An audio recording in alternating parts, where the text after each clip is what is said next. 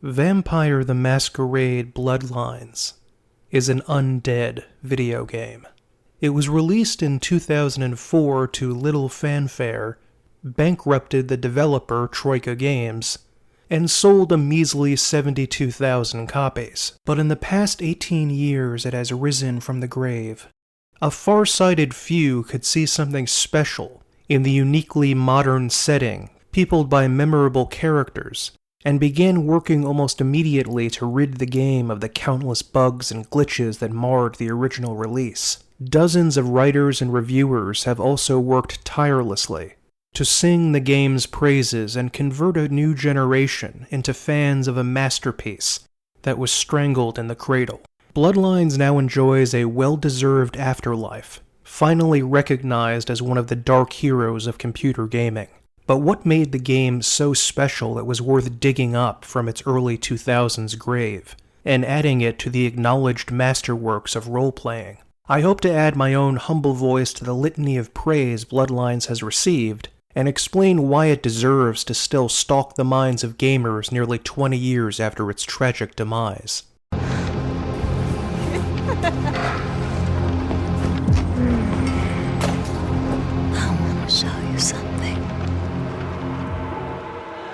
We start our journey as a blood-drinking Lord of Darkness by getting laid and, like an 80s slasher heroine, immediately dying thereafter. Or so it seems. 7 years before the infamous death intro to Fallout New Vegas, we begin totally depowered and at the mercy of someone else. It's a brilliant way to destroy our character's background by forcing them into a highly symbolic death and resurrection. It also does away with the tired amnesiac protagonist.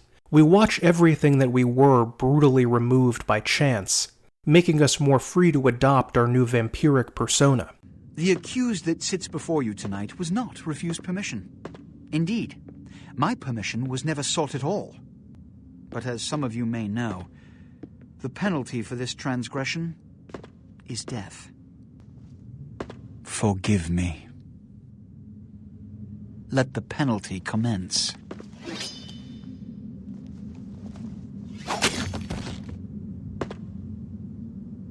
It seems that turning someone into a vampire without permission from the ruling vampires is illegal.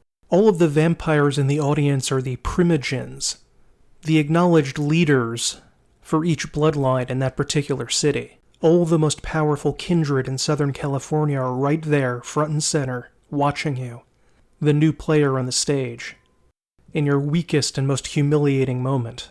Far from being aloof predators, most kindred, as they call themselves because of their shared blood, are highly social creatures, even if some of them are conspicuous in their denial of the value of society. They remain social within their secretive vampire community and the humans they prey upon. Some vampires sneer at pathetic mortals as no better than animals to ignore or feast upon. What do I think of humans? I don't, really. When you were alive, did you think about cows? If one got killed, I bet you didn't cry, but, you're not out there slaughtering them for sport either. Kindred even refer to humans with the curiously antique word kine, referencing human status as cattle. But this is untrue. Admit it or not, every vamp is highly concerned in affecting and is in turn affected by human culture and politics. Why did our sire do it? We never learn anything about why they would risk death to make us into a bloodsucker. Maybe it's just their kink. They have to turn their partner into a vamp or they can't climax. We're about to face our turn at the chopping block, 7 years before Skyrim did the same thing, when... This is bullshit!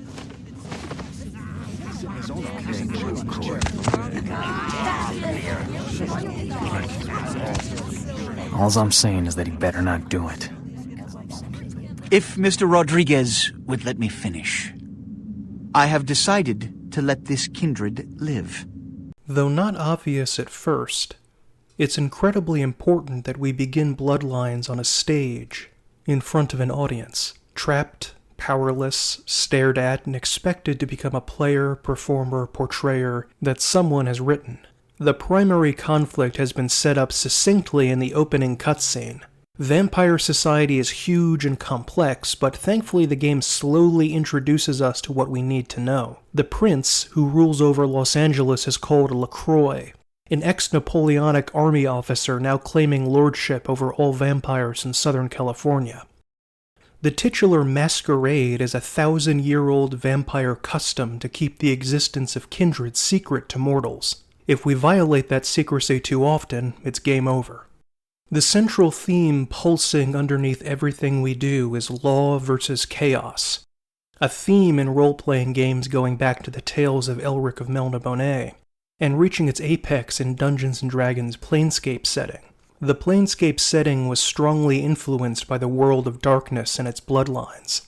Unlike the philosophical factions of Planescape that can be joined freely by anyone, your clan is foisted upon you when you are made a vampire. The blood now coursing through your veins is linked to the ancestral creator of your bloodline, determining your abilities and what challenges you will face. Of the 13 bloodlines, only 7 are playable, but they each have such richness to them it provides much more variety and more of a distinct role to play than many high fantasy games.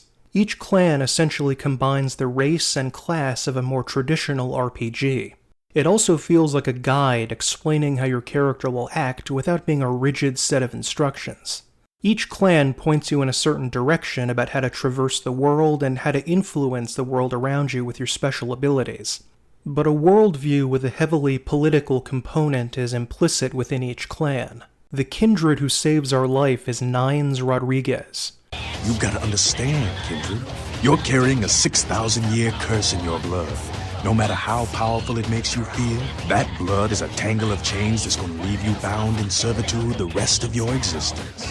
Nines is a representative of the formerly independent Bloodsuckers of LA, an anarchic society which mostly let vampires live without overbearing oversight from above. He's part of the Bruja, or Bruja as it was called in the older versions. They're a bloodline that claims to have created the democratic and philosophical society of ancient Athens, a place where angry debate, freedom of thought, and inevitable tumult and discord were given free rein. Their greatest triumph was creating and governing the mighty Carthaginian civilization, a land where humans and vampires could live side by side with one another, without a masquerade, just like Cain and the antediluvians may have intended. The Bruja are vital to the game's atmosphere of ruined greatness that rippled across all of America from the 1970s onward. A nostalgic longing for a usually imaginary past where things were better and more real. A profound sense of moral, cultural, and political decay informed by extreme cynicism about anything smacking of ideals or positivity infected most of American culture by the late 90s. Perhaps best expressed by Tony Soprano. But lately I'm getting the feeling that I came in at the end. The best is over. Many Americans, I think, feel that way. The Bruja were once considered warrior philosophers, and among the great thinkers of vampire kind, but the past few centuries have been tough on them.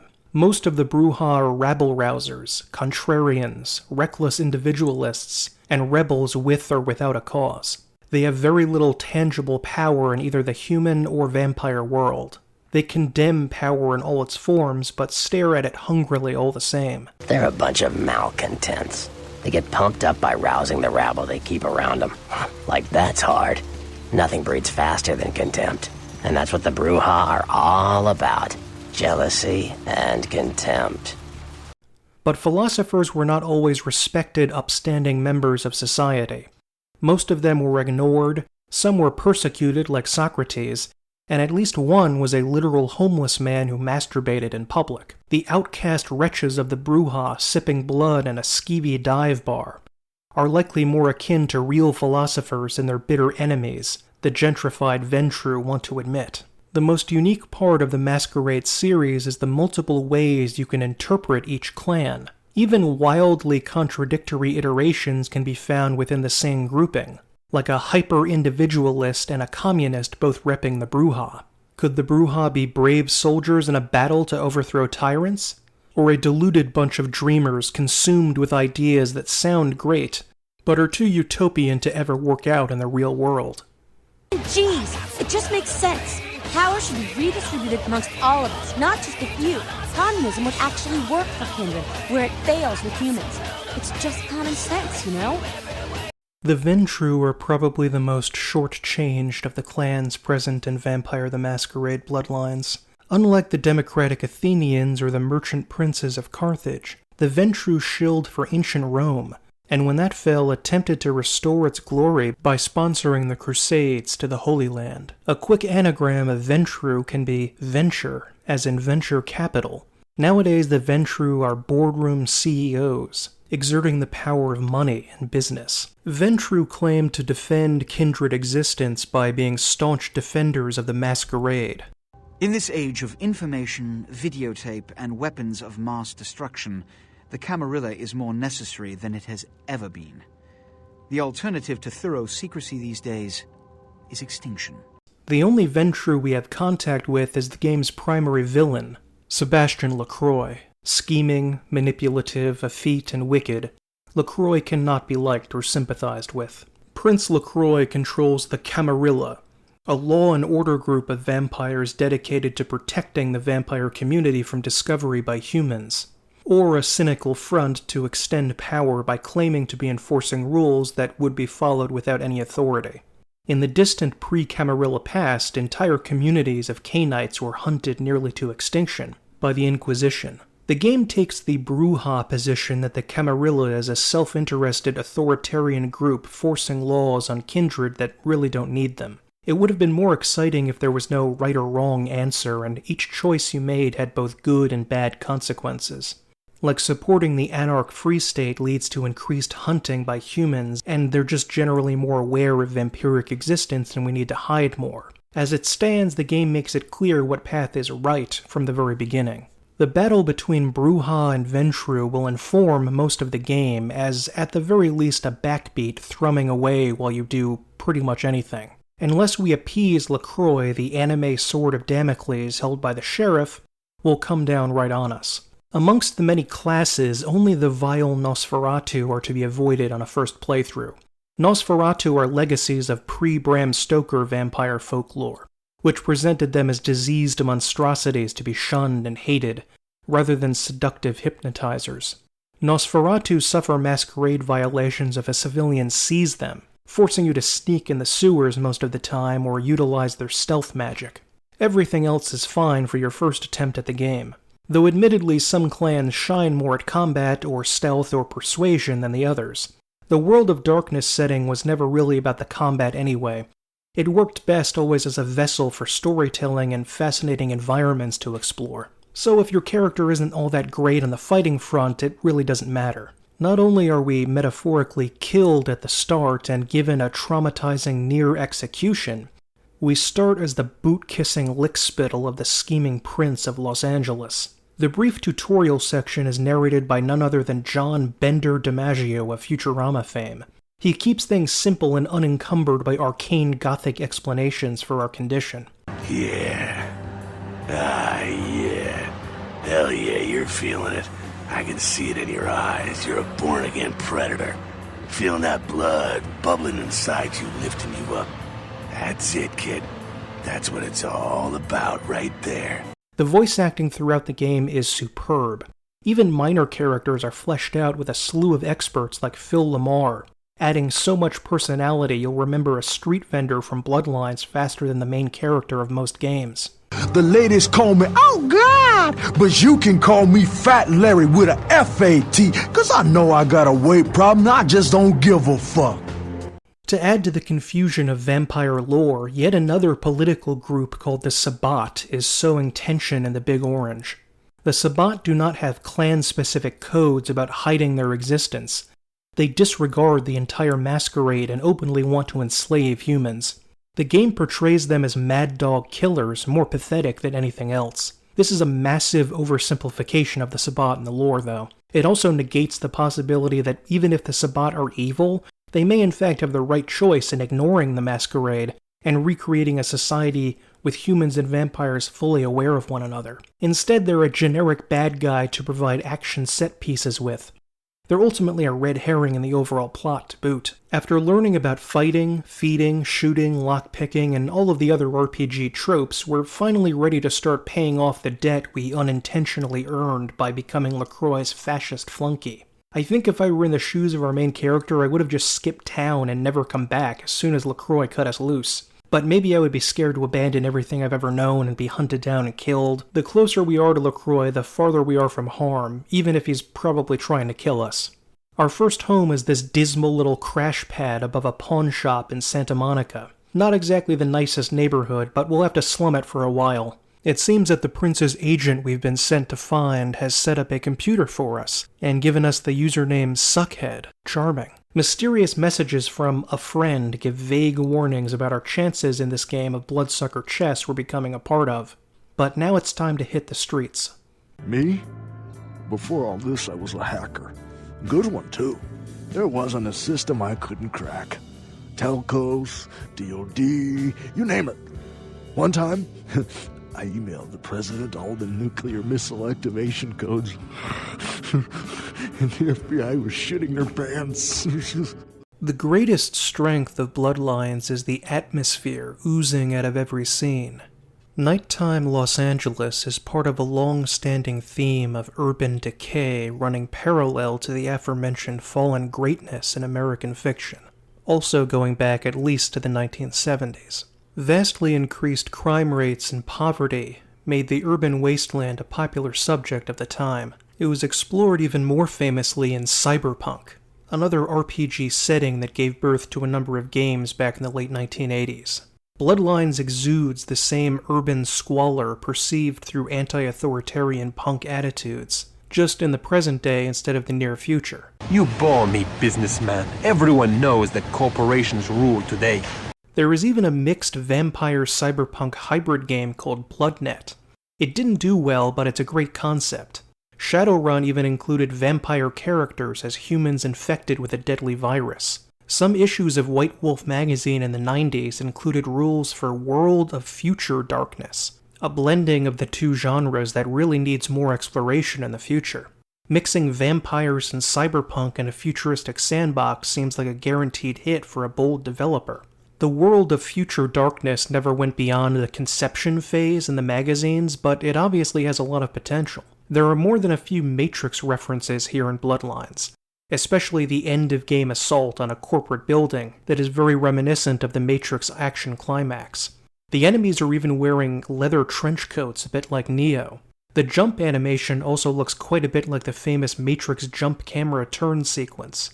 Hacking is a major part of the game and can be used to sneak about and gain information or disable security systems without overt violence.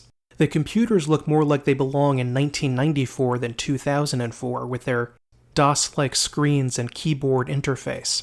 Bloodlines came out at the climax of the hacker era, when the internet finally became integrated into the wider world.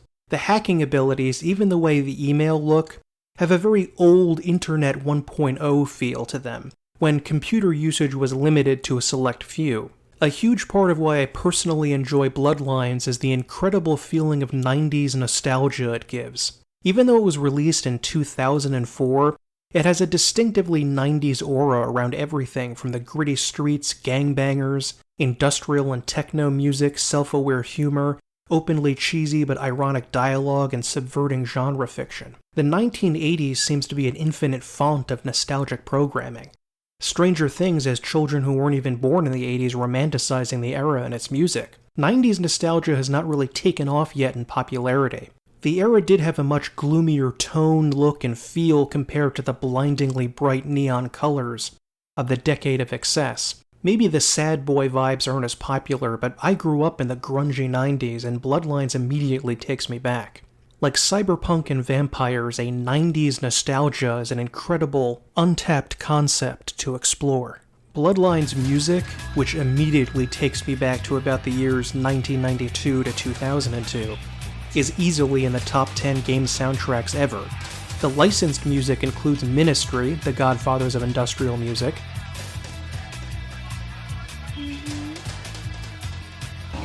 the Bruja like to blast the song Let Your Bitch, by the excellent but unfortunately named Jenna Torturers.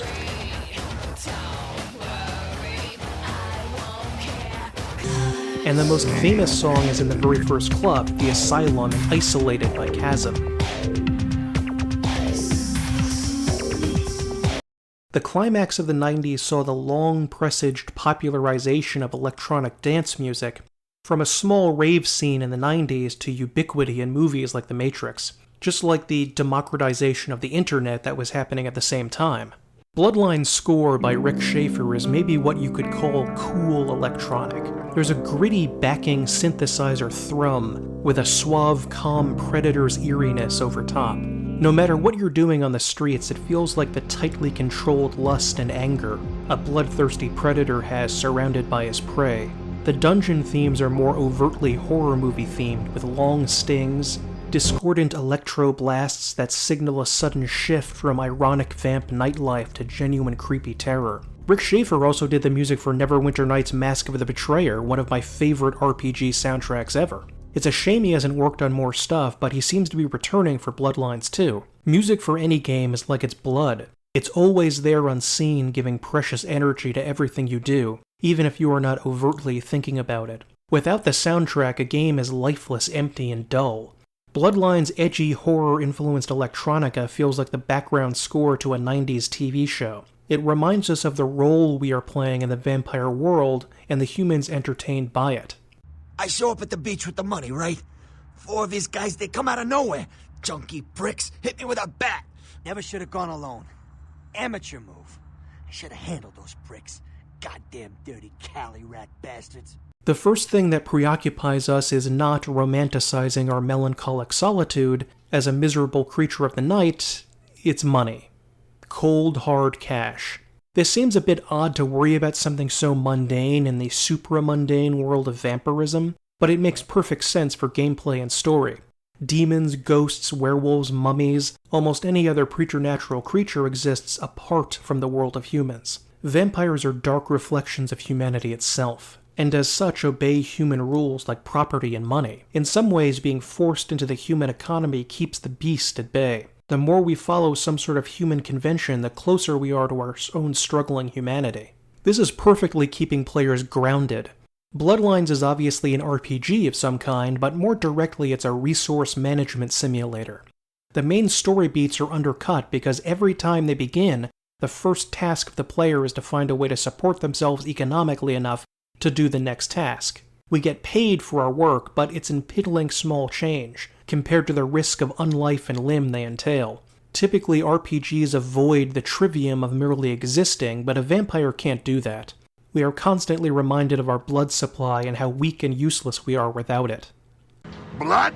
It's your new rack of lamb, your new champagne. Blood's your new fucking heroin, kid. Get ready, though, because, hey, it's never as sweet as the first time. Addiction is an apt analogy for vampirism. We steal from others and are on top of the world, literally able to shape reality to our will when full of blood.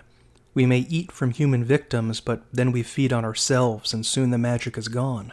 Then we starve and brood until the next meal. Vampires are lucky. They can feed on others. We gotta eat away at ourselves. So there's nothing left but appetite. If our blood pool is low, we are more likely to frenzy, completely losing control of our character, while mindlessly slashing and feeding on anything nearby. With a full supply of vitae, our post-blood clarity stops the beast from emerging. Frenzy builds faster the less humanity we have. Humanity represents our connection with our human side, keeping the demonic energy lurking within us at bay. Every time we feed, we have to pull ourselves back before killing a human. It's the grimmest economic gamble. Do we maximize how much blood we drain if that means bringing an innocent almost to death? Humanity drops mostly based on murder, but even being generically evil like stealing money from a charity box can increase the power of the beast. If your humanity is extremely low, you can't even speak normally. All your dialogue choices are brutish aggression and threats.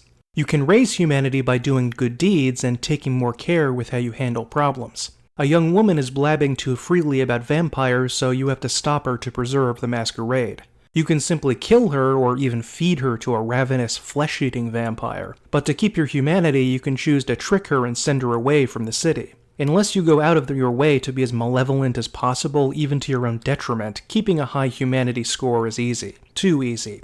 In fact, if you need to, you can even increase your humanity score with experience points, which kinda mitigates the purpose of having it there, although I understand it would be really frustrating at certain points if you couldn't do that. I got myself in a tricky situation this most recent playthrough when I wanted to enter this Giovanni mansion, and I actually couldn't enter the normal way because I couldn't speak to people normally, my humanity was too low. I had to look around for a while and find a side quest I hadn't done and do it in such a way to raise my humanity so I could just speak like a normal person. So it can be a little frustrating not being able to just immediately raise it with your experience points, but I don't know, it cheapens it a bit. The frenzy mechanic is also a bit too easy to ignore. You might play an entire game and have it never be an issue. The prior game in the franchise, Vampire the Masquerade Redemption, actually made frenzy a serious problem. Every time you got hit in combat, your meter rose a bit, and some vamps cast spells that automatically made your frenzy meter go way up. Because we had a party to explore with, anyone who frenzied could attack their friends. It was a much scarier and difficult process to avoid frenzy, and it was constantly coming up in battle. As it stands in Bloodlines, it's not really fleshed out enough. Even with that caveat in place, Bloodlines is vastly more interesting than most RPGs because of that blood economy we always have to worry about, and its relation to our humanity. It's a much more direct connection to good versus evil than binary choices of the Paragon or Renegade choice in Mass Effect, for example. Your vamp still feels like a badass creature of darkness, but not an overpowered, unstoppable killing machine.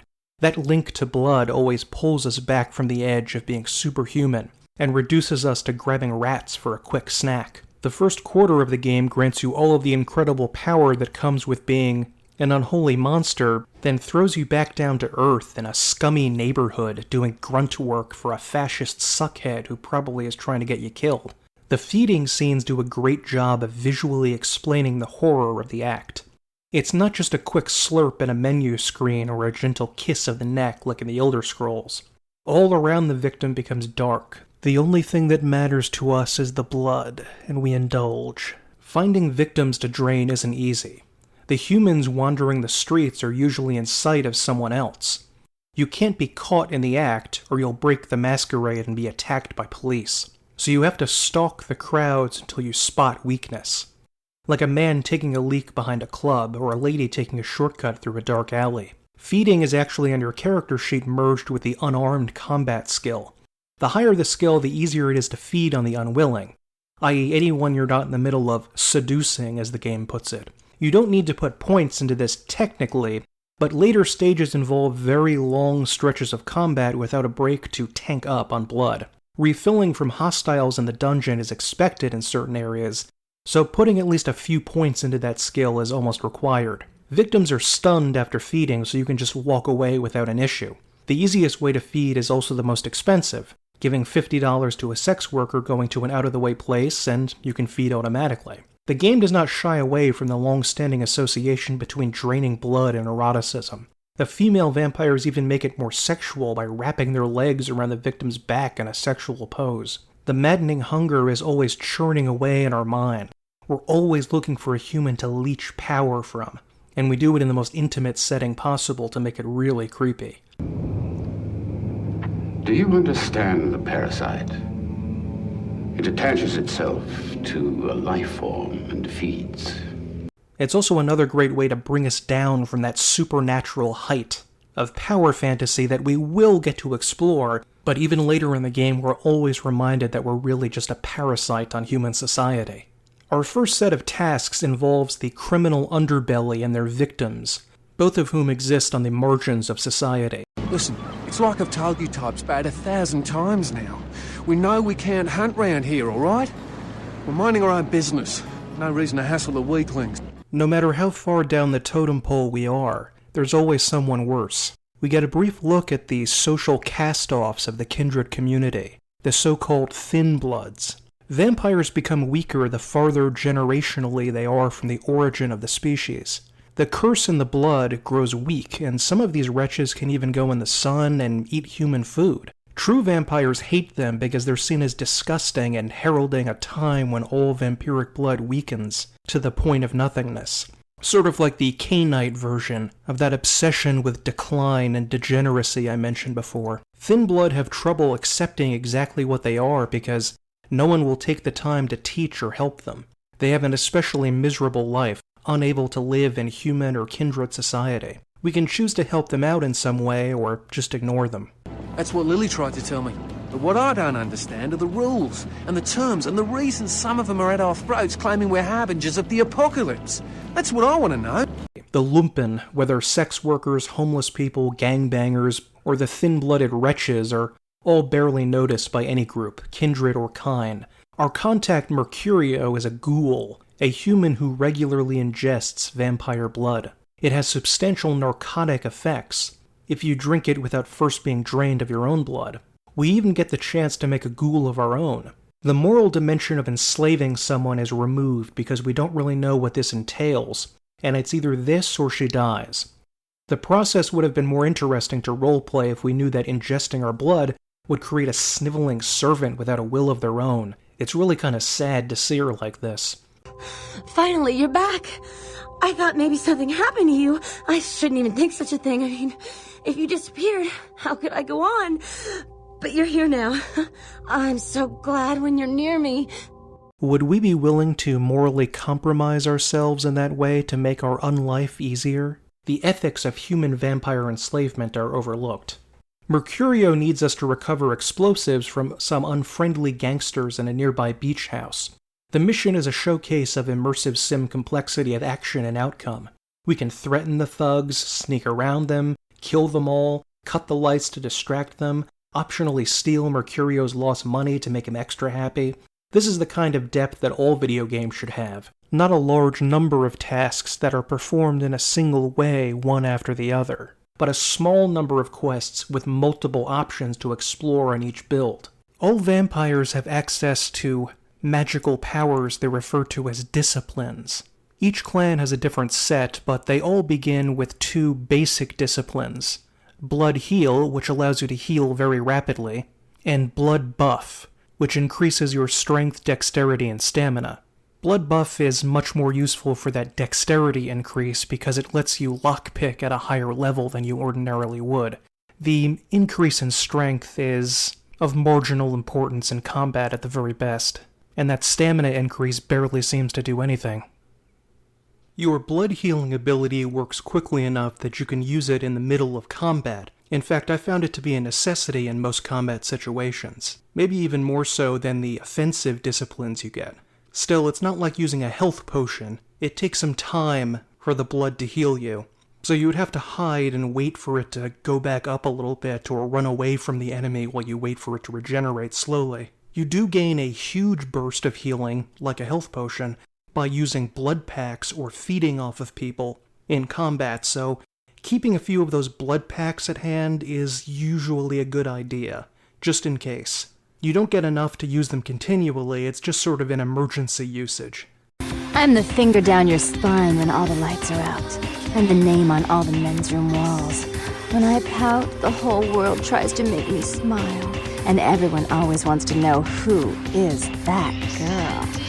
After returning the explosives to Mercurio, our next set of missions involves the most infamous characters from the game, Jeanette and Therese Vorman. This is also the first of a recurring theme of nightclubs with mixed kindred kind clientele. I guess it makes sense that these nocturnal, dark, loud places would be frequented by vampiric predators, but how has it become such an entrenched part of vampiric lore? There are multiple nightclubs and strip clubs in Bloodlines. Redemption had one, Blade had one, complete with blood sprinklers. I just really want to open a vampiric nightclub. I mean, come on. It's a no-brainer.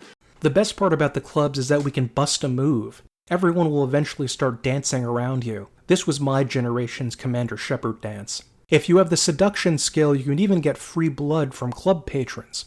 It can be surprisingly useful, especially early on, to save cash on paying those sex workers I mentioned. It's not commented on, but it's pretty creepy that the people we feed on seem aroused by our vicious attack we've tricked them into accepting.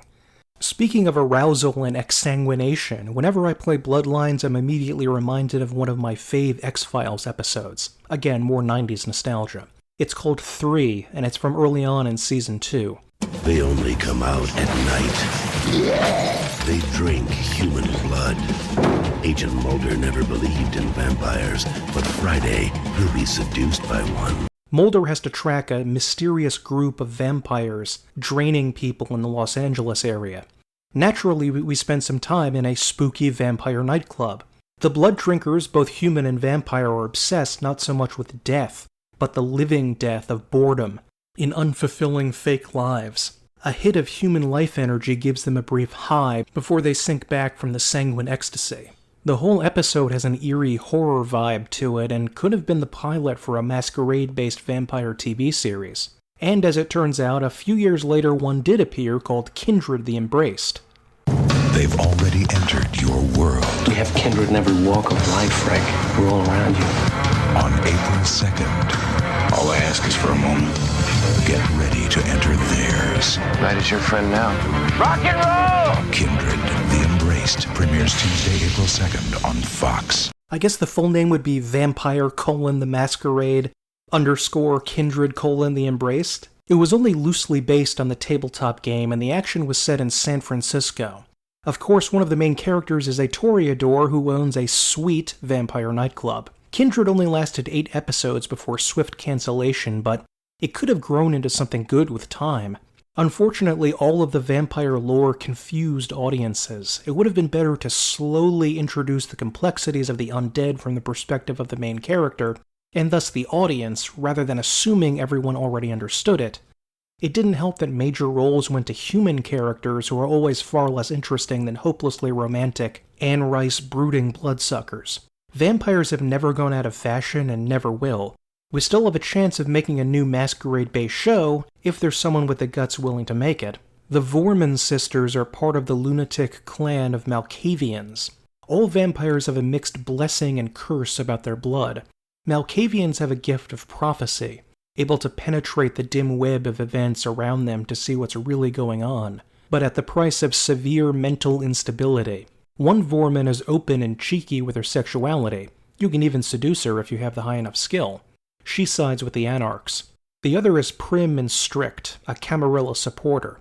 Both are extremely dangerous. The Malkavians are brilliantly represented in the game, having a somewhat unique dialogue system that hints or even spoils the plot. Man, you guys give me the heebie-jeebies. Sounds like you know a lot more about something than you're supposed to.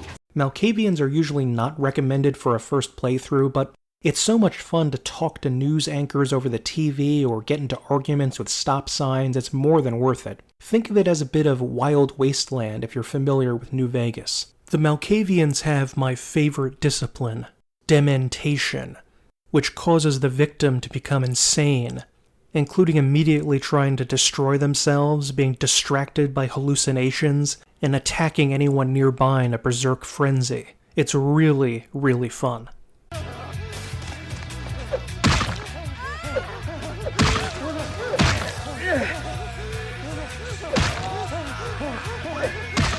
The NPC Malkavians we meet go beyond the simple gibbering lunatic, stringing nonsense words together type and redemption. Hello, Dev's not here right now. Leave a message after the beep. Beep, beep, beep. Ding. Oh, my crits are done. The two Vorman sisters seem sane enough, even if Jeanette is a little wonky, but the depth of their suffering is extreme, and their curse potentially fatal if we don't find a solution. They're wearing their own form of masquerade, keeping their sanity in check. I won't spoil the ending of the quest, but a clue can be found in the eerie portrait on the wall of their bedroom, and in the lyrics of the song blasting over the asylum speakers. Perhaps I'll eat myself alive, eternally. What is there left for me to be? Absolutely great song, I have to reiterate again. This soundtrack is amazing, and I regularly listen to it outside of the game. The overall story arc of Bloodlines really isn't that thrilling. It's the little tales, the memorable side characters, unique locations with atmospheric music that make the game really stand out. Bloodlines is much more like a thrilling collection of short stories in the Masquerade universe than a novel-length narrative. Each small section suggests a bigger world each character lives in. It's an entire game of dream fuel for the player to provide their own feedback about what is going on, to draw out the exact meaning and feelings on the skeletal structure the game provides. Bloodlines runs the gamut of subtypes in the horror genre, giving the player a sampling of each from gruesome body horror to intense psychological nightmares. Therese sends us to a spooky haunted mansion. There's no combat and sneaking is pointless. We just have to survive a battle between two ghosts and make it out alive. The scares are very effective because by once again depowering the player, we can't really fight back and just have to accept the horror around us. The combat doesn't get in the way of experiencing the suffering of a peaceful family because of their paranoid, rage-fueled father. The twin sisters lead us on a wild goose chase, each undercutting the other. The player is no more than a puppet, used at every turn by our elders. No one can be trusted because nothing is taken at face value in the Kindred world. The Vorman story concludes with shocking revelations and difficult choices that have haunted players for years. Afterwards, we can continue the main story, though it's a TV-level plot about blowing up a warehouse filled with gangster wannabe Sabbat vampires. Not something anyone will remember even next week, much less next decade. It's trite, but Bloodlines really is about the violent, bloodthirsty lunatic friends we meet along the way, not the destination.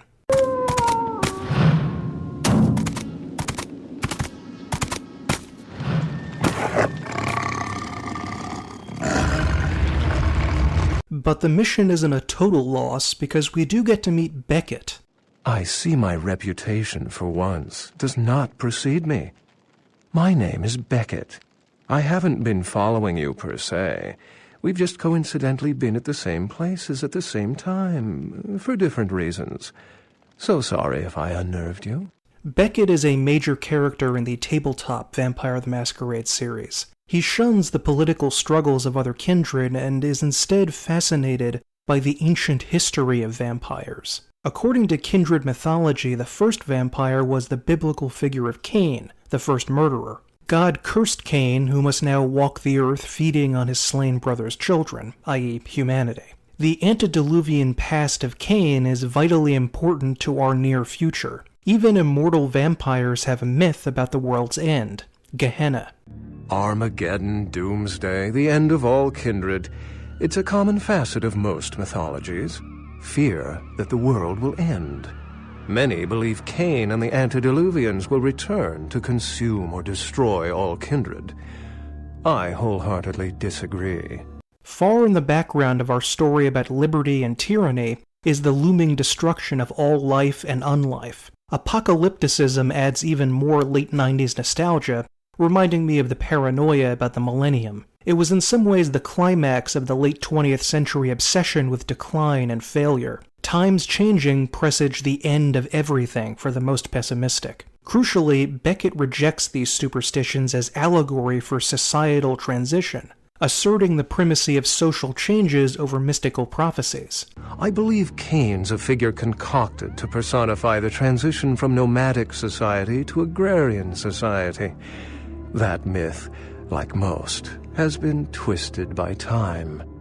So, putting that together, is all this talk about Gehenna really a metaphor about a drastic transition in our society? One that will be created or resisted violently by opposing factions motivated by jealousy and hate because of their cursed blood? Beckett pops in through the rest of the story with his thoughts on current events, at least how events in LA of the 21st century relate to Mesopotamia of 10,000 years ago.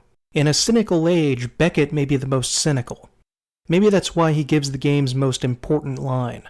Remember, the truth won't be told in time. It will be told by us. Beckett is urbane, educated, and highly civilized despite being a gangrel. Gangrel are a semi-feral vampire bloodline, big in the Viking, Visigoth, Attila the Hun communities, rather than the civilized Romans or Carthaginians. They have the power to summon animals to their aid, along with giving them animalistic infrared senses and claws for stalking and tearing apart prey. Their final discipline grants high damage resistance. Gangrels are amazing in melee fighting situations, and their fortitude ability makes it hard to kill them with guns at range, so in combat they're excellent. That also makes them not very thrilling in non-combat situations. but maybe I'm just saying that because I've never been too fond of the Gangrel. Their clan just merges too many things with werewolves to make them seem really vampiric to me. Though despite my distaste for the clan, Beckett is one of my favorite World of Darkness characters. He's highly individualistic, fearless with keen senses, and disdain for anything smacking of tribalism. Beckett is the best of the Gangrel clan. Individualism is a path fraught with obstacles and sometimes angry mobs. But for all its hardships, it is the only one worth taking. Brother Canker, they call me. High Lord in the diseased halls of the dead. Look around you. The blood. The bloated bodies. The maggot-ridden mortal shells. These are the signs. The coming of a new age.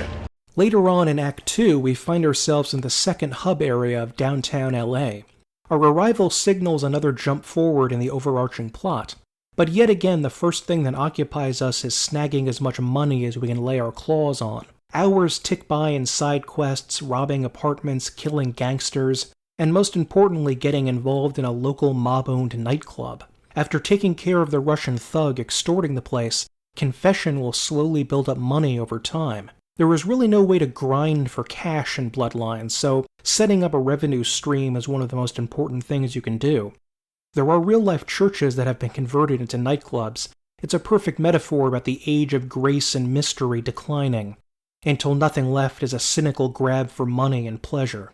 A lethal plague has slain dozens of locals, mostly homeless or other social cast-offs, and the CDC is beginning to investigate. There has long been speculation about a symbolic link between Bram Stoker's Dracula novel and syphilis, the STD provoking the most horror in Victorian bourgeois society. Vampires can't get sick, but they can act as carriers for human disease and spread it into the wider population. The bigger the epidemic, the greater chance for governments discovering vampire existence. It's a good idea because it is good that humans are healthy. Healthier humans mean healthier eating choices for us. The quest takes us to the sewers where a serial killer-like vampire, complete with Silence of the Lamb's victim hanging on the wall, explains how he has been infecting people along with a local high-class escort, tying the worlds of sex, violence, and disease neatly together. But the real origin of the plague is a bizarre street preacher turned vampire cult leader trying to bring about the end of the world by sickening humanity.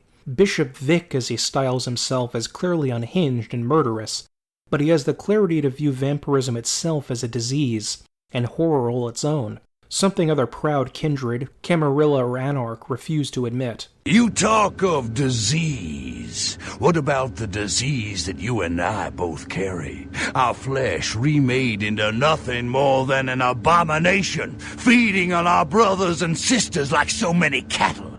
Another form of horror fiction is the revelation that we are the monster others fear.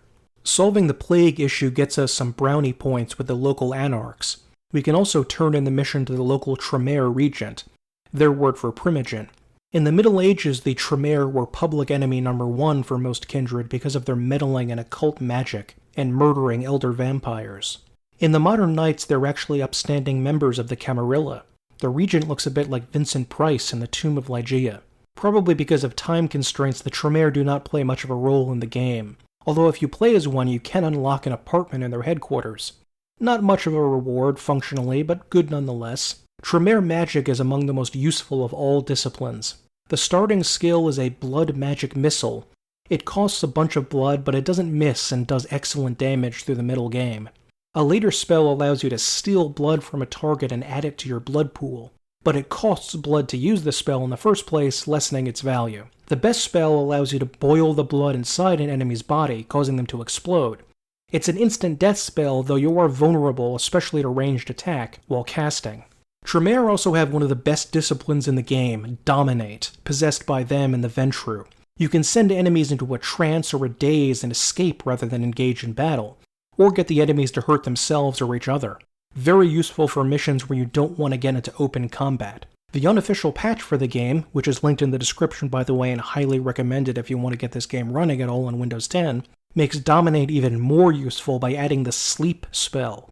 It incapacitates a creature without killing it, making missions where you don't want combat admittedly almost too easy. But since the game is so heavily focused on that, I don't really mind. The next few missions given to us by Prince LaCroix are exactly like that. Stay low and slow like in Deus Ex or Thief and you'll be fine. The prince is obsessed with a mysterious archaeological find called the Ankaran sarcophagus, an Assyrian stone casket supposedly containing an ancient vampire. If a vampire drains the blood of another vampire, it's called diablere. If you diablerize a more powerful vampire, you actually gain all of their strength. It's a reviled and evil act by most of the Camarilla and Anarchs. 2 of the 13 clans, though, in the modern Knights, the Giovanni and the Tremere, came to power because they diablerized the blood of ancients, stealing their power. So eventually everyone sort of came to accept it. Maybe it's just the excellence of the peripheral storytelling features shining so brightly, but nothing about this sarcophagus story quest, the central part of the game, feels that exciting. Not that it's terrible by any means, it doesn't reach the greatness that this game deserves. They do have some fun themes to explore in the vampiric setting, especially with the history of vampires, which always interested me. The style and the music is always great, no matter the mission, but overall it feels like a bit of a chore. The police are investigating the Dane as we speak. Even the Nosferatu have little information on what's been found. However, the reason the ship has caused such speculation is because it was transporting an object called the Ankaran sarcophagus. The ancient burial slab arrived in LA being transported on a cargo ship. First, it's a scouting mission to look at the sarcophagus and see if there's anything unusual about it, and more importantly, find out why the ship carrying it stopped moving a few miles offshore, and where the dozens of crew members have disappeared to. You're becoming quite indispensable to me. So, out of all my available personnel, I'm going to entrust the retrieval of the sarcophagus to you. It was quietly delivered to the Museum of Natural History a few hours ago. Later on, it's a jaunt downtown to sneak it out of the Natural History Museum, and I tend to kind of rush through them. It's just that the real meat and potatoes of the game is that social interaction with the other kindred, so when you're just crouching trying to avoid being seen by rent-a-cops, it's not quite as heart-pounding in comparison. In between these 2 missions to find the sarcophagus, which may have some sort of eldritch power that's the key to the entire game, and is supposedly of such desperate importance to LaCroix and quite a few other people, we're stopped in the middle of it to go on a mysterious trip to find Dr. Alistair Grout. As I said, Grout is the Malkavian primogen.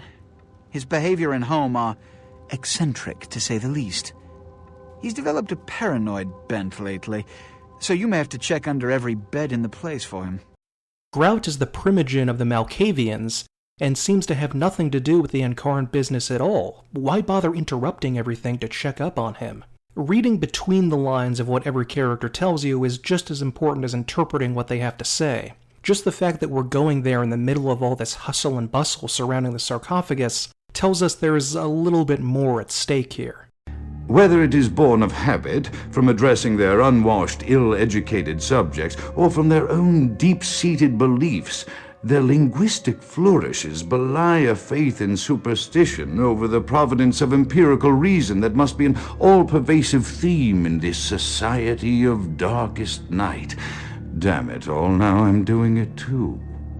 The Haunted Hotel mentioned earlier holds a special place as an all-time great horror level in gaming, but I think the later Malkavian mission is even better. LaCroix sends us to the elegant mansion of Dr. Alistair Grout. He was a psychiatrist in life embraced in the 1920s. Dr. Grout maintains an air of professorial disdain, even when directly confronted by the supernatural. His Olympian reserve is really just a desperate front to hide his own Malkavian lunacy from himself. Grout's musings on vampirism and mental health are heard in audio recordings throughout the house. The mansion doubled as an insane asylum, like the haunted house, a long-time trope in horror fiction, but still exuding lingering unease as we descend further inside, and they find a new way to explore the trope with the head of the institution himself being a vampire and also insane.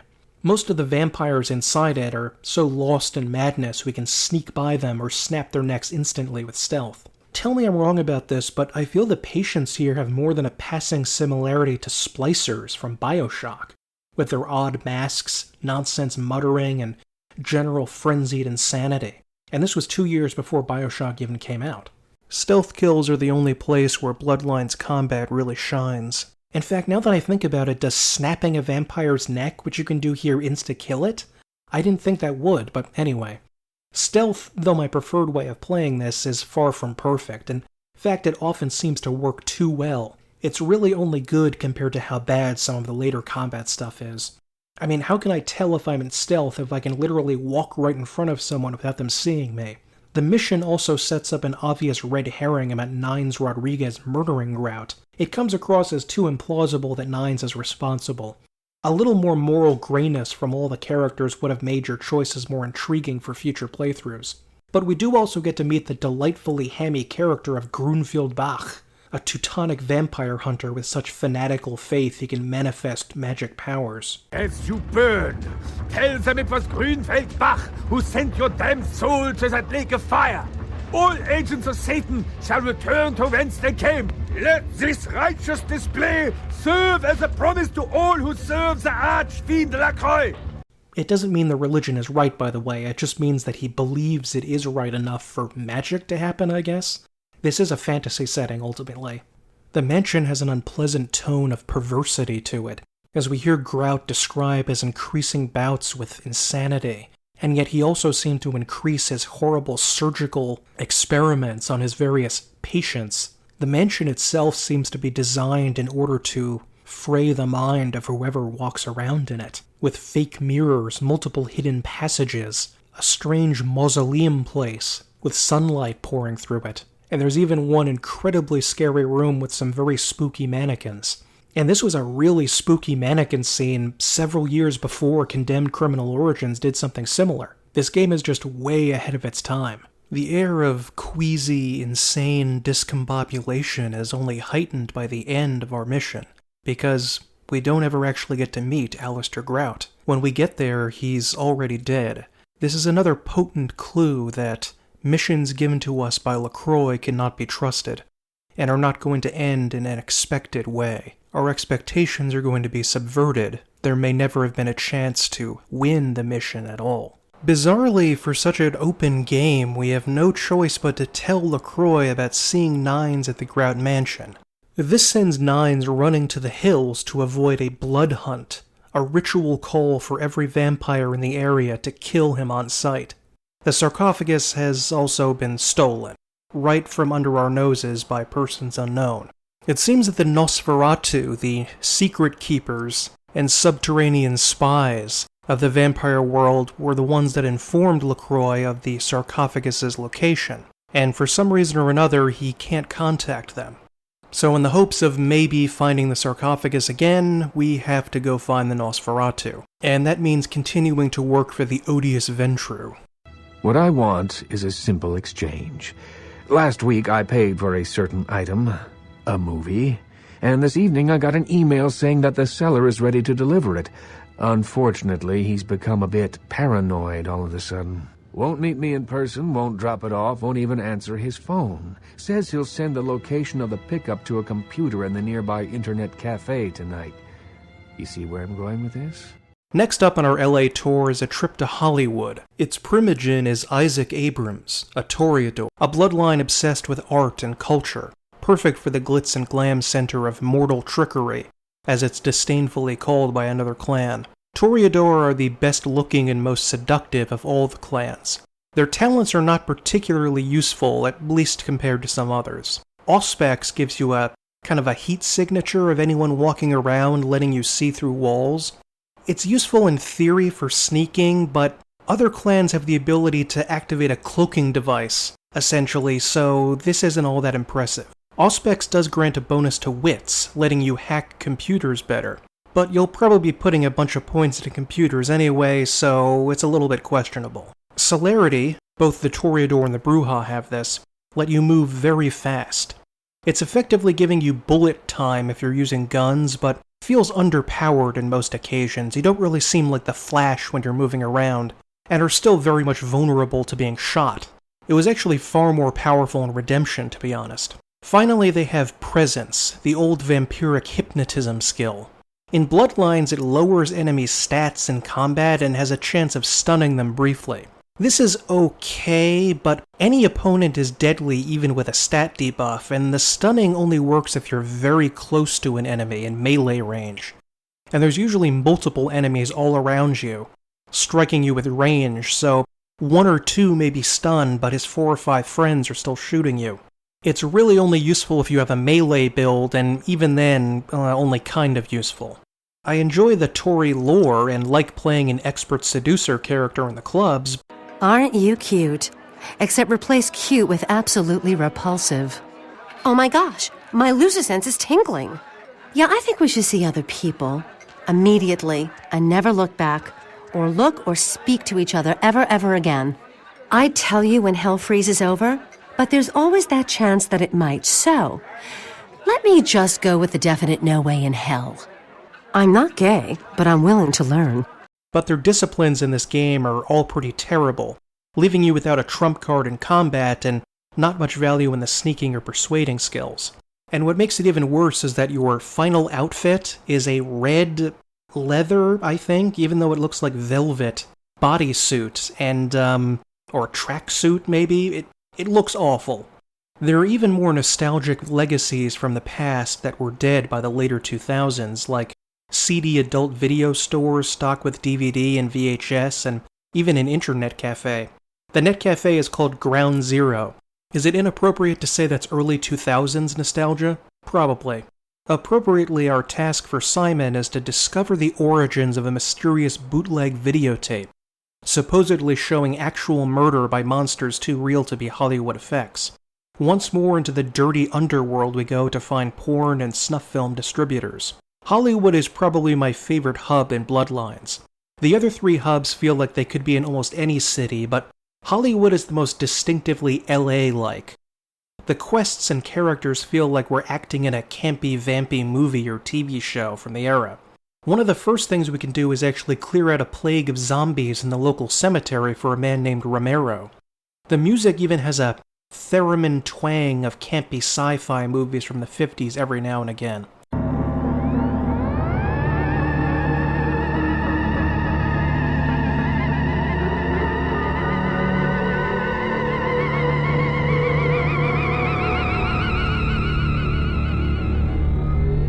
Setting us down here in the land of actors and fakery is, like the theater at the start, another hint about our overall role in the game's theme.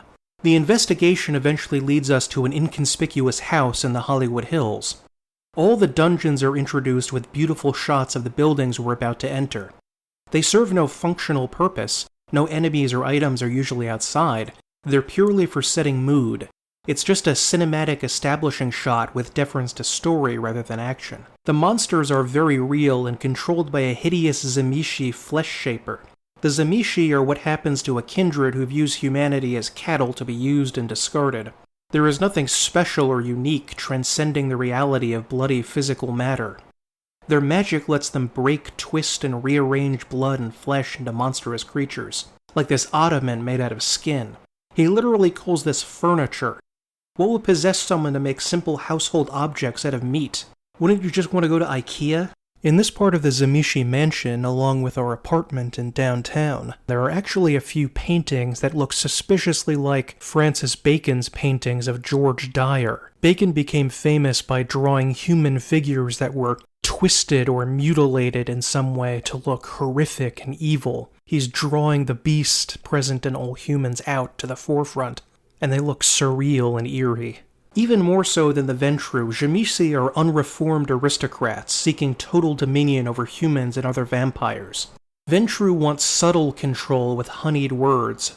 The Zamishi think humans are chattel, slaves to be defiled and destroyed at any moment. After defeating the Zamishi, we can finally get down to finding where the Nosferatu are hiding and why. But first, more side quests. Isn't this better? You and me alone, for just a little while. Away from jihad and the nonsense, and the dangers, just the two of us.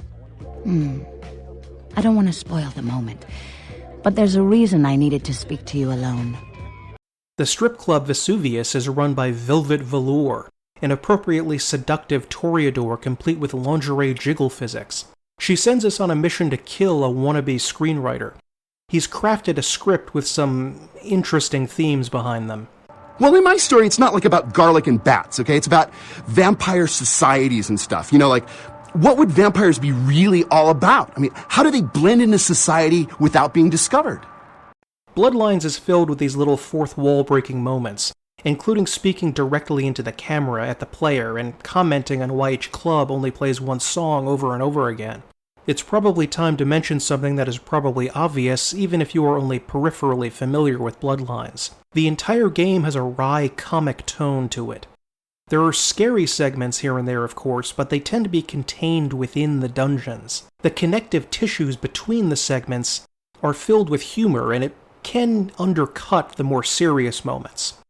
I mean, this is probably the first game ever, maybe, that features references to furry porn. And no, I'm not kidding about that. In 2004, when that was not sort of universally known among the internet, we can actually hack into the computer at the porn store and, yeah, the sin bin is selling furry pornography. Wow. None of this is a criticism per se, because I love these moments. Bloodlines is in fact one of the most consistently amusing games ever made. It even seems to get laughs from people who otherwise take the grimdark vampire setting too seriously. A massive influence on Vampire the Masquerade is the goth subculture, and its music is unfortunately classed as gloomy and miserable, but that's a stereotype. Since its creation, the goth music scene has been intensely self-aware, maybe the most neurotically self-aware of all music scenes. A wink and a nod to the audience not to take everything at face value makes the entire genre more fun than it otherwise appears from outside. VV also wants us to deal with the vampire ratting out our secret society to Hollywood hacks. You can send him on his way or dispatch him, choosing between the masquerade and your own humanity. Oh, I suppose I should just tear it up. But I can't. I can't rip up the product of that man's soul. Here, would you tear it up for me? If you have the seduction skill, you can actually get a private dance from Vivi. I retract my previous statement about seduction being useless. It's obviously amazing. Another quest sends you into another nightclub, the Asshole, owned by the vampire Ash Rivers. He was a Hollywood heartthrob whose crazy lifestyle almost cost him his life in a car wreck. He couldn't bear to see such a brilliant young talent thrown away, so he embraced him at the last moment, saving his life. Ash hates the fakery and falseness of undead life, and he can no longer express himself artistically as an actor without breaking the masquerade. To say yes would be an understatement. What do you care anyway? I could just do it. Just walk out of here and into a legend. Maybe I live, maybe I don't. What's the difference? There are vampire hunters stalking the club, and Ash just wants them to grant him final death. It's Wesley Sykes! I really feel like a weird actor's schedule could be made to work around the whole having to be outside only at night thing and drinking blood. I mean, actors have done weirder stuff, to be honest. If one of them turned out to be a vampire, I probably wouldn't be that surprised. We can kill the hunters, the simplest way out, or lose humanity by convincing some schlubby wannabe actor to switch clothes with Ash so he can escape. The double gets brutally murdered by the hunters. Ash closely resembles real-life actor River Phoenix, who died in 1993 at a nightclub called the Viper Room of a drug overdose. His death has long been associated with the pointless excess of the Hollywood lifestyle. We can save Ash's life, but we can't really convince him to want to live. The Nosferatu are the eyes and ears of the Camarilla, so they take care of us. They value our services, or don't want to be on our bad side. Either way, no one bothers us. Hollywood may be the best of times, but it's also the worst of times. The formerly marginal combat comes to center stage. In order to reach the Nosferatu, you have to climb through the notorious sewer level. And yes, sometimes the stereotypes are true. The sewer level is not only the worst in the game, it's so awful that modders have built in a way to skip it entirely. For a game that packs content inside the compact hub areas, most of the dungeons are needlessly huge. The monsters are difficult to sneak past. Inhuman, so they can't be stealth killed, and you can't feed on any of them for extra blood. Mid-level, there is even a frustrating water puzzle so tough that unless you have celerity, it can make you want to rage quit, and I almost did the first time I played this game. Even the look of the sewer is a dingy dirt brown. In Vampire the Masquerade Redemption, the Tzimisce have a huge cathedral of flesh, blasphemously crafted from the bones and meat of countless thousands of victims, along with H.R. Giger-like body distortion horror, with his face stuck onto a wriggling tube of meat. In this game, they just flushed a bunch of monsters down the toilet and they ended up in the sewer, I guess. It's a shame that the whole area is terrible. It has some of the best monsters in the whole game. Vampires and gangsters are fun to fight, but nowhere near frightening. The Tzimisce flesh-crafted creatures are genuinely creepy to look at, giving the area an almost Silent Hill kind of vibe. This heinous creature is sewn together corpses with a vertical slit opening gaping in its chest area. Although admittedly the bouncing blobs of meat with legs are a little bit more adorable than scary, there was still tons of potential here that was wasted by poor execution. Even more tragic is that this trend of enemy swarms in a huge shooting gallery style eventually becomes the dominant form of level.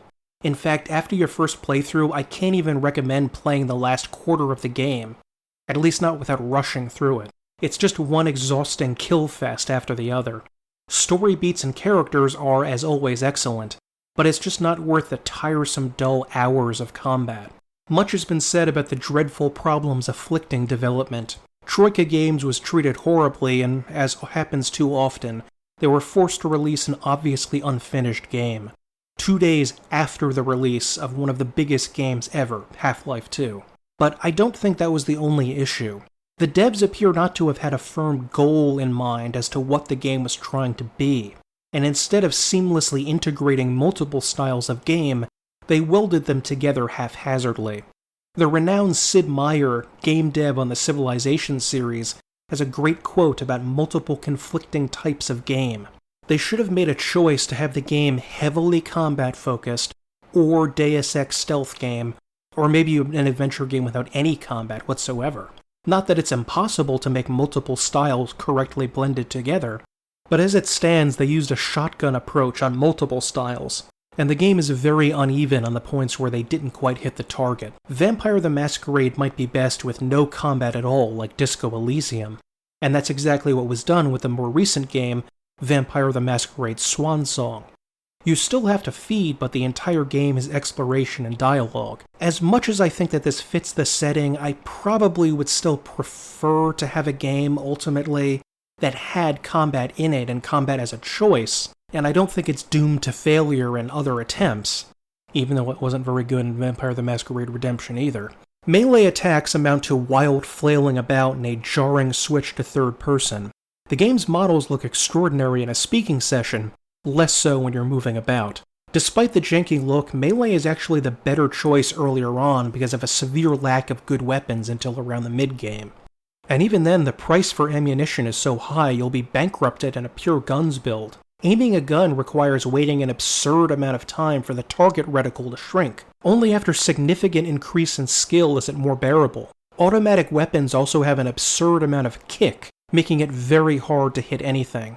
All the time spent aiming is more time you're vulnerable to attack. Enemies that get a melee hit against you will likely knock you around, throwing your aim completely out of whack. I won't harp on any more about the dreadful combat because I want this to be a positive video, except to say that it can't be fixed with patches. It's terrible from the foundation up and among the worst I've ever experienced. But I have to stress, don't let that detract you from the rest of the game. It is still a masterpiece. The reward for sewer agony is admittance to the remarkable Nosferatu home base. Nosses are more traditionally monstrous vampires with grotesque lumpy heads, demonic teeth, and hideous bodies. Nosferatu live in a giant pile of garbage. Don't try to swim in the red stuff, it's not blood or water, it's toxic and will kill you. Imagine being able to smell this place with your enhanced vampiric senses. The Warrens are the ugly flip side of Tinseltown with all of the has-beens and never-weres, still clinging to their former dreams. One of the Nosferatu is a former supermodel, embraced as a joke by the vanity-hating clan. She spends her days obsessed with and hating the models who usurped her position. I mean, like anyone ever knew who Tawny Sessions was before I left the scene. She'd still be a fluff girl at Vivisection, making $10 a stiffy if I was still around. Ugh. Amalia even sends us on a mission to destroy a woman's career. by planting cameras in her home. The consequences are tragic, but the pay is lucrative. Remember what Bertram the Nosferatu claimed about the Bruja. They're motivated by jealousy and contempt. Sounds more like he was projecting about his own bloodline. It's quests like these that make me wish sources of money were more common.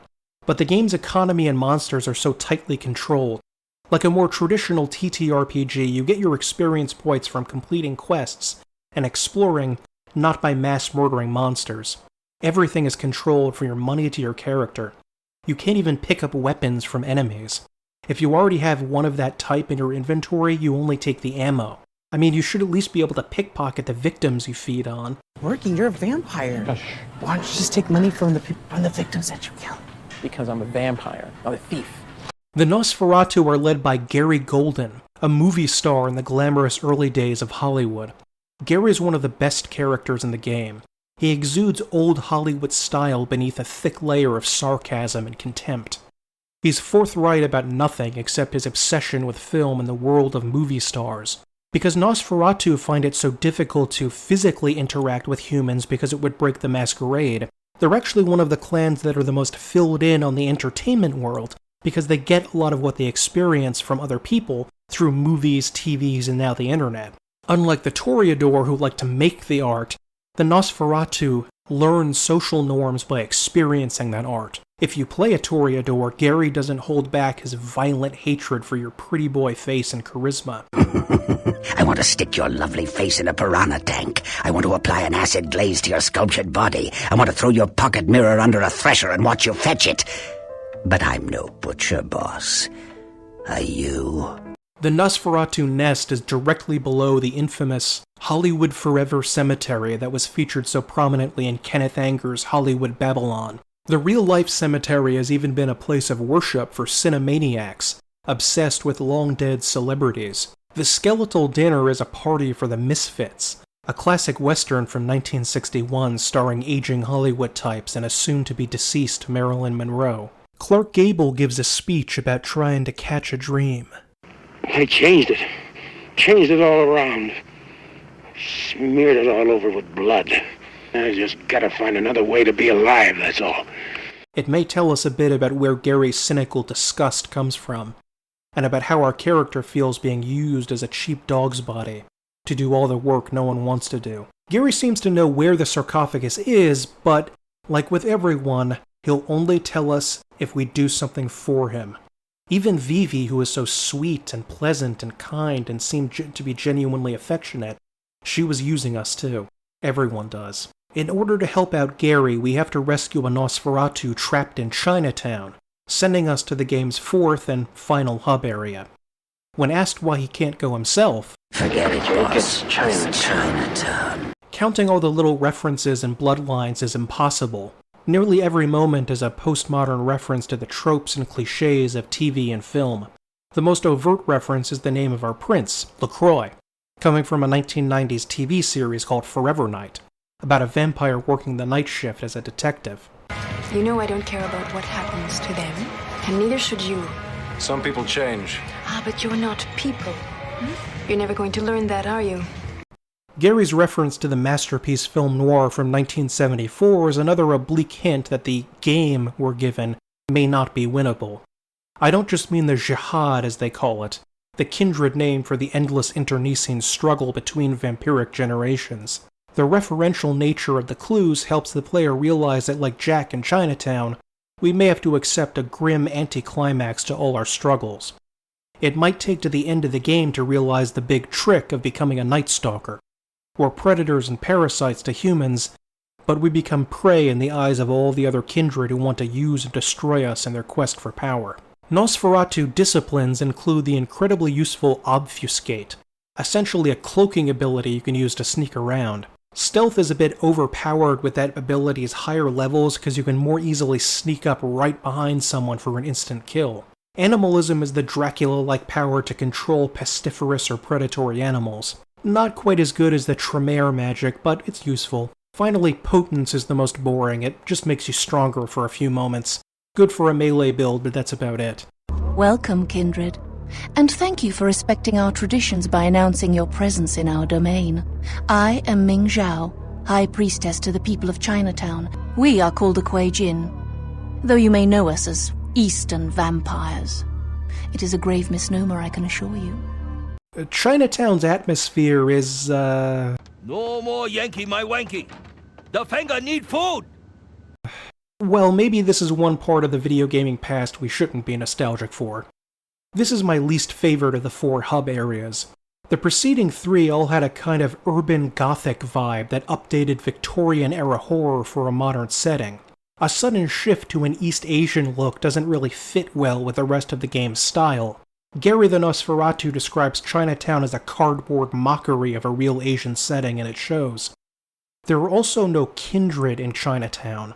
Meeting other vampires was always the biggest attraction in the other zones.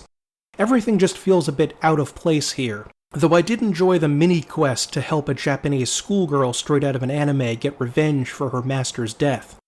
If you help her, she even returns later in the game to join your fight against the Kuei Jin. And, well, now we have to talk about the Kuei Jin. The words are actually a mixture of a Chinese and a Japanese word that make no sense in those languages. Only to an English speaker reading it does it seem to make some sort of sense. They are Chinese supernatural creatures with superficial similarities to Western vampires. Kuei Jin feed off human life force, can't go in sunlight, and are functionally dead. But they have their history and lore outside of the biblically crafted vamps. There are a number of clear stock tropes in high fantasy RPGs that are instantly understood even by casual players.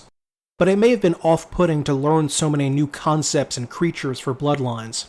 The Kuei Jin are vicious enemies of their Western counterparts and may be seeking to seize control of the Western United States. It's only briefly mentioned by Nines Rodriguez, but the whole reason the Camarilla have moved into Southern California is that the Kuei Jin nearly destroyed the Anarch Free State they established here. You know, we just ended a war with them and we lost a lot of people. Too many. Does he expect us to do all the fighting while the Camarilla throws mean looks from the sidelines? Or are they ready to go toe-to-toe with those goddamn devils? The Eastern vampires are actually key to the entire background of Bloodlines. The game takes an admirable amount of time to slowly introduce us to the Kuei Jin before they become the major enemy at the end of the game. But no matter how slowly they were introduced, this is still the 4th major faction, not including the Vampire Hunters, which would be sort of a 5th faction, kind of, that they've introduced as being part of the massive political war going on between all of the different supernatural groups. To find Gary's lost Nosferatu, we have to get involved in some John Woo shenanigans fighting Chinese gangsters. Most of what we do in this section is about mortal enemies.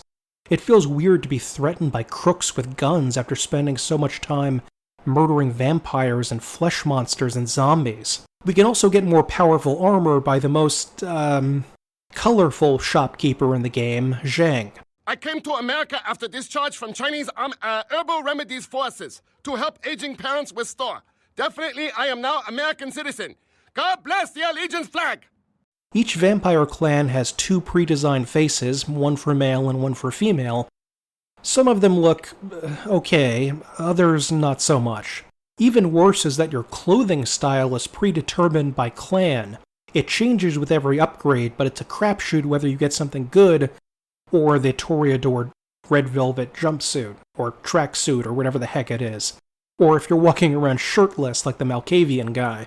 This is one of the most unfortunate parts of the game, and lacking that personalization, that customization option is the one thing more than anything else, even more than the combat, I wish we could change about the game. Sometimes myths are constructed around legitimate observations. Let us find out if there's any truth in an old superstition. Initiate Van Helsing experiment. Does that hurt? It turns out that the Nosferatu was nabbed by a criminal syndicate bent on researching vampires, I guess, for some reason. A very odd, almost comical mission follows where we wander through a laboratory testing our vampiric powers. We're able to break out easily because all of our items and weapons are left on us for some reason. They get you too? I've got no excuse. A Nosferatu getting caught by a bunch of humans? This is a new low. Once we find the Nossi and delete the data they have on vamps, we can escape back to the Warrens and hopefully find the sarcophagus. Oh, you're going to love this. They've got literally. I should have played the Catskills. Incest, organized crime, death cults. That's the Giovanni. Spaghetti and corpses, boss.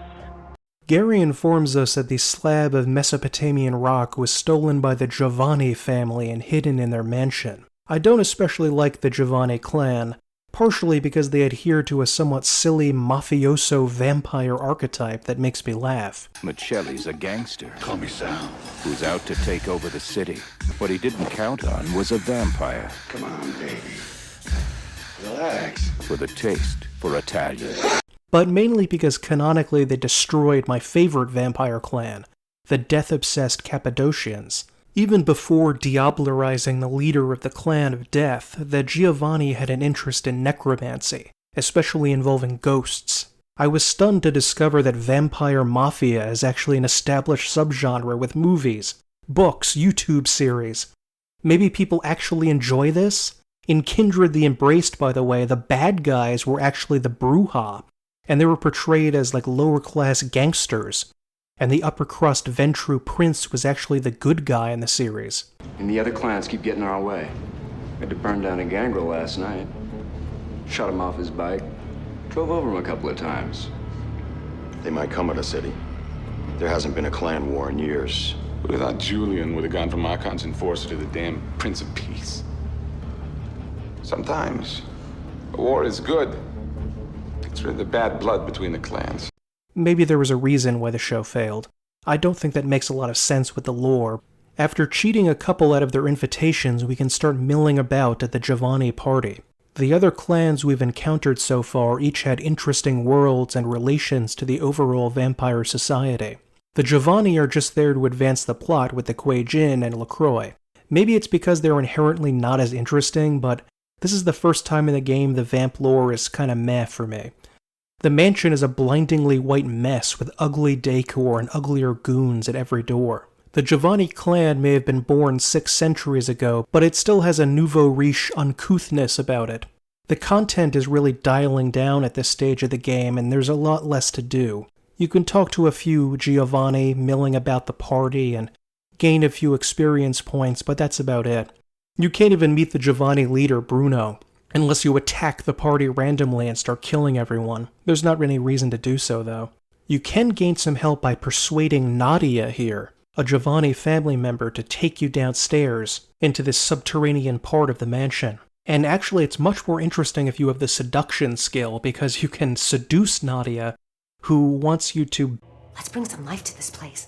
Let's do it here, in the very spot the dead have laid, the ultimate exhibition of living right here. It would be cathartic.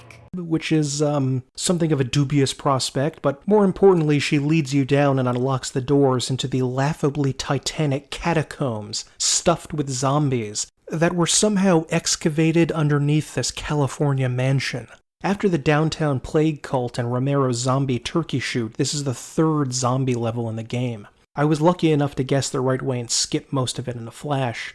If you're unlucky, that means wandering about between crowds of zombies munching on brains. The sarcophagus is here at long last. Turns out the Nosferatu sold information to both LaCroix and the Giovanni, but something doesn't seem quite right. It's guarded by none other than Kuei Jin, and in the least surprising surprise ever, it turns out that Sebastian, I'll betray you in a heartbeat LaCroix, is working with the Asian vamps against his own kind.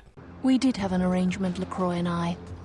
A mutually beneficial pact to drive the lesser factions from the city. LaCroix saw an opportunity to rid himself of 2 problems, a hardened rebel leader and a problematic primogen, in one fell stroke. And as you can see, I was integral to his plan. What? Preposterous! No kindred would trust them, nor would they trust us. Did Jack tell you that?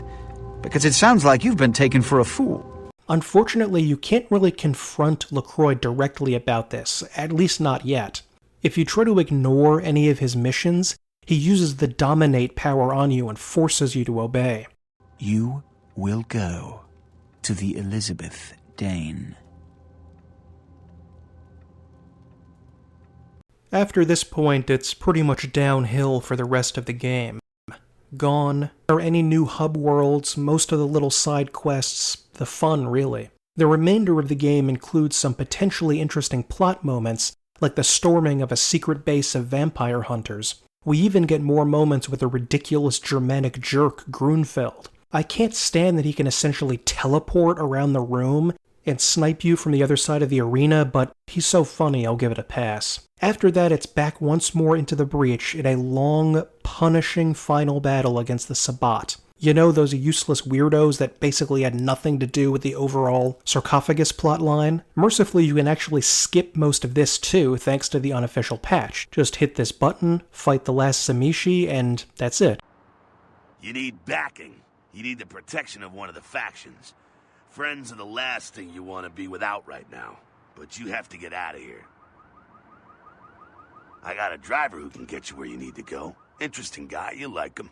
If you haven't cottoned on to the fact that LaCroix has been setting you up to be killed over and over again, you'll probably figure it out with the next mission. With the Kuei Jin exposed for working with the Giovanni, we can now attempt to free Nines from his exile and cancel the blood hunt. We don't ever actually hear anything happening to the Giovanni. They're such non-entities in the story that they aren't even punished for allying with the Kuei Jin. We just forget about them. We're set to go and collect Nines from Griffith Park, a steep forested hill accessed by a tram. I'm astonished at how much of a triumph of form over function this next level is.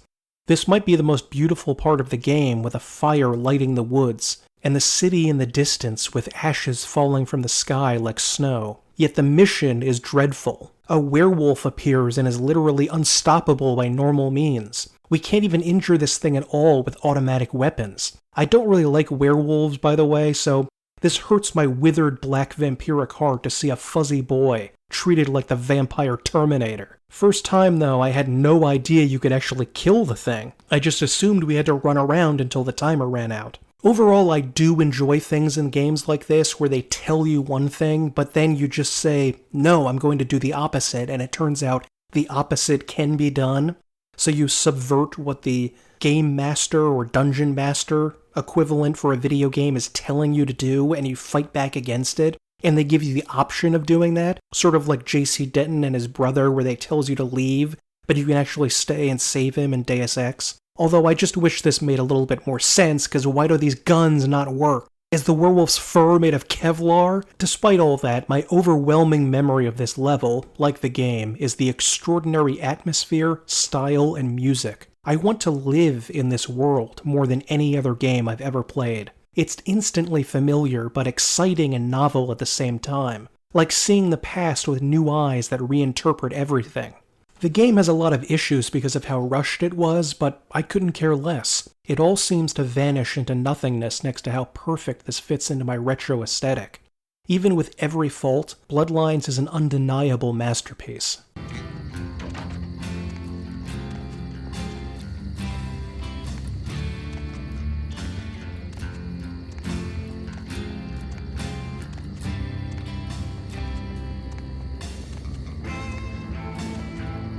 So after finding Nines and slaying a werewolf, the game takes a drastic 180, and we find out that deep down, LaCroix actually had our best interest.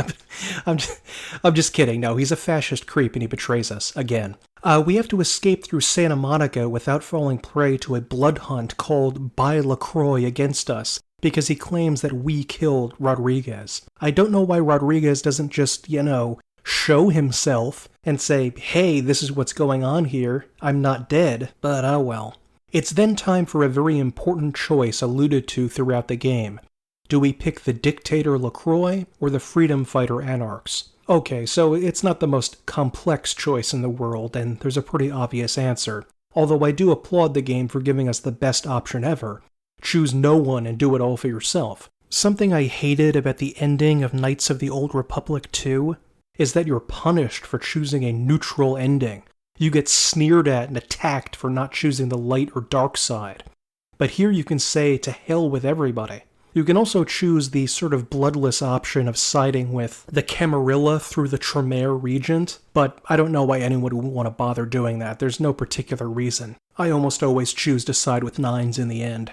Not because he's necessarily on the right side specifically, but because I personally like and respect him, and I think the Anarchs respect me. unlike LaCroix with his unctuous apologies and honeyed words. The Anarchs, a curious experiment, but they have lost many battles and more leaders. Their rebellion has already failed in the eyes of many. Do you feel their notions of freedom have any real possibility? But whatever you end up picking, it's off to more misery in another long dungeon, this time filled with Kuei Jin.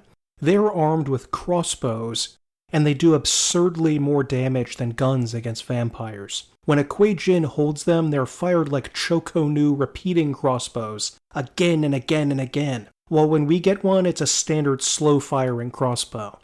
This dungeon even includes puzzles to add to the general unpleasantness. Not that they're all that complicated, but the level was so bad to begin with, we didn't need to add puzzles onto that. Your reward for clearing this dungeon is one of the worst boss fights I've ever experienced. Ming Zhao is a giant octopus monster. I'm not exactly sure how this fits into the lore, because I thought that the Kuei Jin were sort of like undead spirits that were inhabiting corpses, not Cthulhu things. She has an enormous health pool and the ability to squirt out clones of herself. I've seen some people claim this boss is easy with melee, but that's ridiculous. While possible, it's extremely irritating, especially on your first try. More importantly, none of this thematically fits with Vampire the Masquerade. It wouldn't matter if this is the best boss fight in gaming. Just like the Chinatown hub itself, the boss and dungeon feels like it's from a different series. The Oriental theme just feels plucked from another setting and grafted oddly onto our vampire quest. Next up, we do have a Matrix-esque assault on LaCroix's headquarters. It doesn't even really feel like we're fighting vampires exactly, because it sort of falls prey to the underworld effect, where the action set pieces are just shooting galleries. It's not like these people are using vampiric abilities or couldn't just be regular people. They'd be just as deadly because they're just spraying us with bullets. It doesn't matter that they're vampires. There is a pretty cool moment, however, where LaCroix uses his Dominate ability to force one of his SWAT officer guys to strap a bomb to his body and blow himself up. Tick, tick, tick.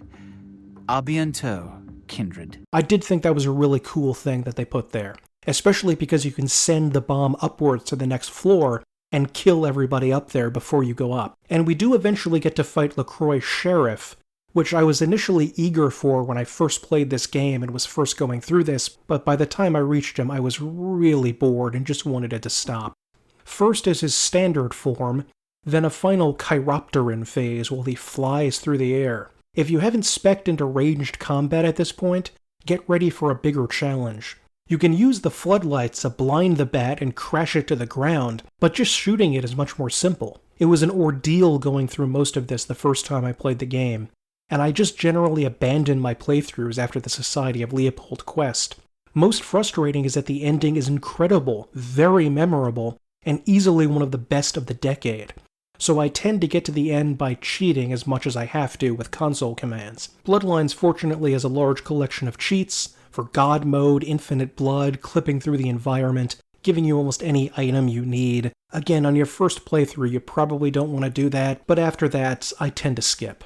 Especially because for this review I went through it normally, and oh boy, that was agony to get it done. You Judas! You devil! You think you've beaten me? Huh? I've still got my sarcophagus. The conclusion to Bloodlines stands out head and shoulders from most other RPG endings, because it fits entirely within the overall mood of the game. Postmodernism. And no, I won't be spoiling the conclusion. It's too good.